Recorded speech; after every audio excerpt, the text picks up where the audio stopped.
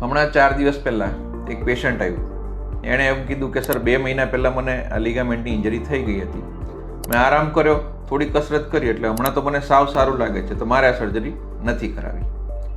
તો મેં એમને એવું સમજાવ્યું કે ઘૂંટણના લિગામેન્ટની સર્જરી ધારો કે અત્યારે નથી કરાવતા, તો ઇન ફ્યુચર ઘૂંટણની અંદર રહેલી ગાદી અને ઘૂંટણની ઉપર રહેલું આવરણ, જેને કાર્ટિલેજ કહીએ છીએ, એ ડેમેજ થઈ જાય અને ઘૂંટણ એકદમ ઘસાઈ જાય, જેના લીધે આગળ ચાલતા ની રિપ્લેસમેન્ટ કે હાફ ની રિપ્લેસમેન્ટની જરૂર પડે, જેનાથી બચવા માટે અત્યારે લિગામેન્ટ સર્જરી કરવાની જરૂર છે. બીજો મિથ એવો છે કે ઘૂંટણના લિગામેન્ટની આર્થ્રોસ્કોપી સર્જરી કરાવીએ તો મને બહુ બધો દુખાવો થશે. તો ફેક્ટ્સ એવું છે કે ઘૂંટણના લિગામેન્ટની આર્થ્રોસ્કોપી સર્જરી કર્યા પછી એકદમ મિનિમમ દુખાવો થાય છે, કેમ કે એ સર્જરી દૂરબીન લેઝર વડે કરવામાં આવે છે અને કોઈ પણ જાતની ચીરફાડ થતી નથી. ત્રીજો મિથ્સ એવો છે કે ઘૂંટણના લિગામેન્ટની સર્જરી કરાવ્યા પછી મને ચાલવામાં 2-3 મહિના થઈ જશે.